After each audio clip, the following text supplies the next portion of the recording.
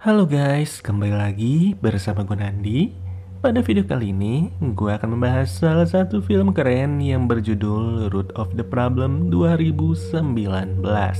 Tidak pernah lupa, gue selalu mendoakan agar kalian dan keluarga bahagia serta sehat selalu ya. Film dimulai dengan memperlihatkan beberapa kegiatan dari seorang pria bernama Paul. Paul ini sehari-harinya bekerja sebagai agen properti dan ia sendiri selalu menembus target penjualan setiap bulannya. Bahkan ia sudah dinobatkan sebagai top sales of the year yang dimana hal tersebut selalu berulang tiap tahunnya. Ya tentu saja semua jerih payahnya ini sengaja ia lakukan demi meningkatkan kesejahteraan keluarga kecilnya. Bertahun-tahun bekerja sebagai agen properti, Paul sangatlah akrab dengan teman baiknya yang bernama Jack. Saking akrabnya, Jack sudah menganggap Paul sebagai keluarga sendiri dan sering mengundangnya untuk barbeque bersama. Di sini kita juga akan diperkenalkan dengan istrinya Paul yang bernama Grace beserta istrinya Jack yang bernama Michelle. Selama acara barbeque ini, awalnya sih semua berjalan baik-baik aja ya. Tapi tidak lagi setelah Grace mendapatkan kabar bahwa pamannya yang bernama John baru saja meninggal dunia. Seketika itu juga acara makan-makan langsung bubar dalam sekejap setelah kabar duka itu menyerbu hati beserta pikiran Grace. Beberapa hari setelahnya, Grace bersama Paul pun sengaja pergi ke suatu tempat untuk mengurus harta warisan yang ternyata sudah dititip oleh paman John. Saat itulah Grace diberitahu bahwa ia bersama Paul akan diberikan sejumlah uang untuk berdonasi beserta sebuah tanaman yang selama ini dirawat oleh pamannya. Proses serah terima itu pun langsung dipantau oleh seorang pastor bernama Riley yang sengaja datang pada hari tersebut. Merasa bingung sendiri, Paul heran kenapa warisan yang ia terima malah berbentuk sebuah tanaman seperti ini. Sampai-sampai ia pun sempat kepikiran untuk segera membuang tanaman itu secepat mungkin. Namun apa daya, walau tidak sesuai ekspektasi, Paul harus terus merawat tanaman tersebut seperti apa yang sudah dilakukan oleh paman John selagi ia masih hidup. Sepanjang film ini sendiri, uniknya rupa dari paman John tidak pernah ditampilkan. Dan usut punya usut, fakta baru pun baru terbongkar setelah Grace mulai berani jujur kepada suaminya. Grace berkata bahwa paman John adalah satu-satunya orang yang membuat ia hidup sampai saat ini. Dikarenakan sebelumnya, Grace hanyalah seorang anak panti asuhan yang dititip di sebuah yayasan. Ketika hari berganti, kita pun langsung diperlihatkan kepada kedua anak mereka yang bernama Carrie dan juga Landon. Sudah sedari lama, Carrie bersama Landon mengharapkan quality time bersama ayahnya. Tapi sayang, Paul sangat fokus terhadap pekerjaannya yang semakin hari semakin membaik.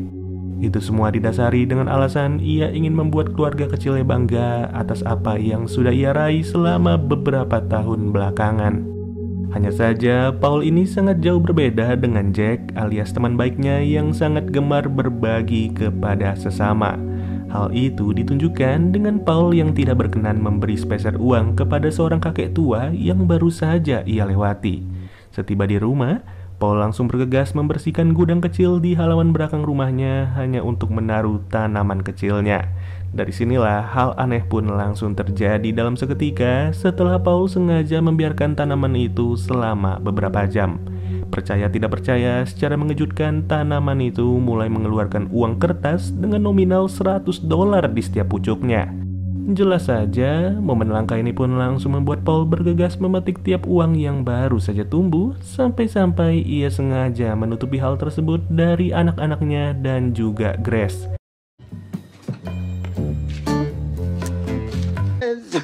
Way to go. Sorry I couldn't come, but I had to do this for you. Seolah-olah tidak terjadi apa-apa, Paul hanya bisa bergegas pergi dari halaman belakang rumahnya sambil berharap semoga saja uang itu tidak tumbuh di saat ia sedang berada di luar. Kalau udah kayak begini sih, keran pemasukan Paul sudah menjadi dua ya. Satu berasal dari tanaman uang dan satu lagi berasal dari pekerjaan utamanya. Terlebih ia bersama Jack juga dipercaya untuk menjual pabrik bekas dengan harga yang begitu tinggi.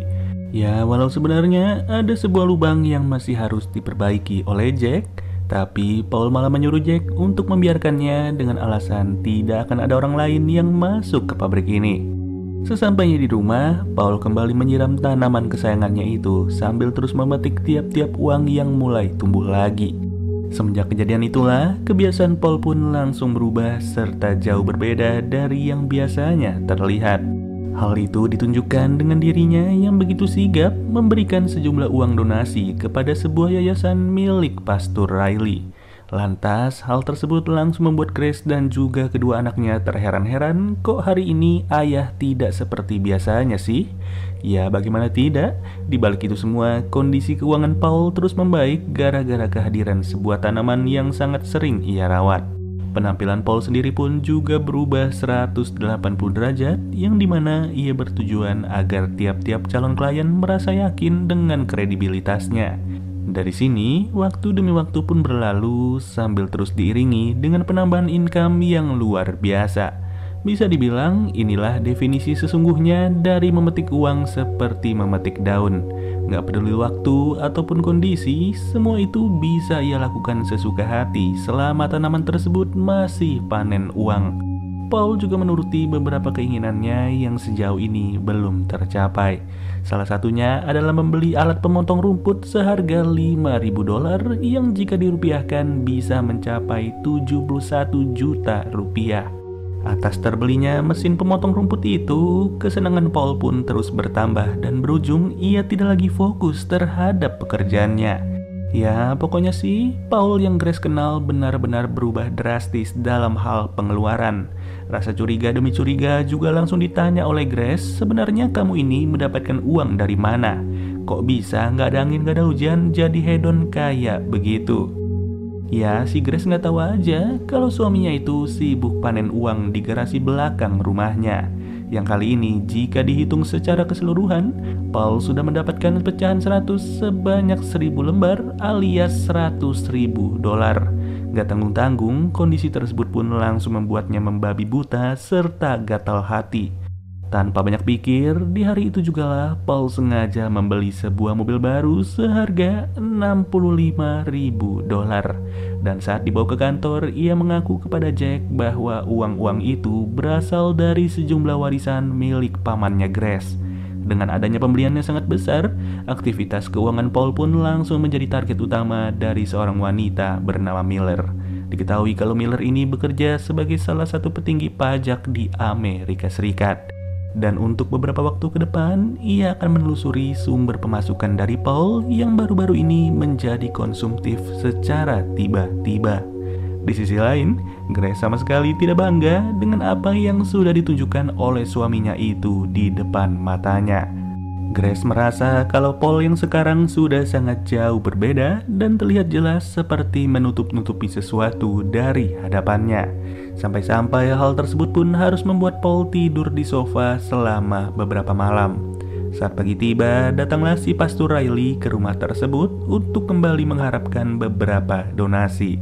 Namun sayang, untuk kali ini Paul sama sekali tidak berniat untuk memberi dan ia sengaja mengusir Pastor Riley secara halus. Berawal dari rutin memberikan donasi, kini Paul malah tergolong sebagai orang yang tidak lagi niat untuk bekerja. Perilaku itu juga terus-terusan dipantau oleh Miller yang masih merasa janggal dengan sumber penghasilan Paul. Beberapa saat setelah itu, Paul pun dikejutkan dengan tanaman kesayangannya yang tiba-tiba tidak lagi menghasilkan uang.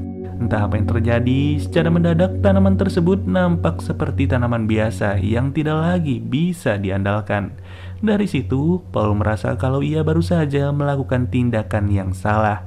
Yang berujung ia bertekad untuk meminta maaf kepada Pastor Riley serta bergegas memberikan sejumlah donasi sebanyak $10.000. Namun siapa sangka pemberian itu pun semakin mempermudah Miller untuk segera memperjelas aktivitas tidak wajar dari seorang Paul. Seiring berjalannya waktu, Paul sudah mulai frustasi sendiri kenapa tanamannya itu tidak lagi panen uang. Padahal ia baru saja dianggap sebagai salah satu orang tajir serta mendapatkan apresiasi dari orang-orang kantor. Merasa harus berbuat lebih baik lagi, Paul kembali gemar untuk berbagi kepada sesama. Dimulai dari seorang barista yang berada di coffee shop sampai si kakek yang paling sering ia jumpai, kegiatan Paul itu terus-terusan dipantau oleh Miller. Di saat itu jugalah Paul tidak lagi pulang ke rumahnya sendiri serta lebih memilih untuk menghabiskan waktu bersama Jack. Sudah jelas tidak mudah bagi Grace untuk ditinggal oleh suaminya begitu saja, sampai-sampai ia pun rela mendatangi sebuah pabrik yang sempat diceritakan oleh Paul. Pergi bersama Carrie, Grace hanya bisa berharap semoga saja suaminya itu lebih berani terbuka kepada dirinya. Tapi sayang, seketika itu juga Grace langsung terjatuh ke lantai bawah setelah ia tidak melihat kalau terdapat lubang besar di lantai tersebut. Alhasil, keberadaan Grace pun mulai disadari oleh Jack beserta Paul yang mulai was-was atas kondisi anak perempuannya. Sembari menunggu hasil lebih lanjut, Jack langsung marah besar kepada teman baiknya itu. Tak peduli ada Grace beserta Landon di belakangnya, tapi yang jelas selama ia hidup, istrinya Jack pernah berkata kepada Grace kalau ternyata Jack sama sekali tidak pernah marah sebesar itu. Dan sekalinya terjadi, amarah tersebut pun harus diluapkan kepada Paul alias teman baiknya. Ya, tentu saja semua itu didasari atas perkataan Paul yang pernah melarang Jack untuk tidak memperbaiki lubang di pabrik tersebut. Namun faktanya, gara-gara Paul beserta lubang itu jugalah Carrie harus dirawat di rumah sakit pada hari ini. Tidak bisa dijelaskan rasa sesal apa yang sekarang ini sedang melanda pikiran dan juga hatinya Paul. Ia hanya bisa berharap semoga saja segala perbuatannya segera diampuni oleh Yang Maha Kuasa. Singkat waktu, kondisi Carrie pun sudah mulai membaik dan ia diizinkan untuk pulang ke rumah. Hanya saja kepulangan Carrie sangat jauh berbeda dengan kepulangan Paul yang sempat kabur dari rumah ini. Paul harus menerima caci maki dari Landon yang selalu merasa bahwa ayahnya itu tidak pernah ada waktu untuk ia, ibu, dan juga kakaknya. Been too busy working and... I love you, Dad. Mistakes that you're probably never gonna forget. Tidak cukup sampai di situ, Paul hanya bisa berpasrah diri setelah kediamannya tersebut sengaja didatangi oleh Miller dan juga seorang polisi. Terbukti jelas bahwa Paul sudah menutup-nutupi sesuatu, ia pun hanya bisa mendekam di dalam penjara pada saat itu juga. Yang ternyata penjara tersebut tidaklah diisi oleh Paul seorang diri, melainkan Pastor Riley juga harus terseret dalam masalah ini. Lebih jelasnya sih, Pastor Riley dianggap sudah menerima sejumlah dana kotor dari Paul secara rutin tiap bulannya. Walau pada faktanya semua itu hanyalah donasi belaka serta tidak ada tahu-menau di antara mereka berdua. Tapi dari sini terbongkarlah lagi sebuah fakta bahwa keberadaan tanaman tersebut sudahlah diketahui oleh Pastor Riley. Dengan kata lain, sebelum Paman John merawat tanaman itu, Pastor Riley adalah pemilik yang sebenarnya. Dan ia berkata tanaman tersebut akan berfungsi apabila si pemilik benar-benar berkeinginan untuk berubah. Tentu berubahnya harus ke arah yang positif ya, bukan sekedar kekayaan ataupun harta sesaat.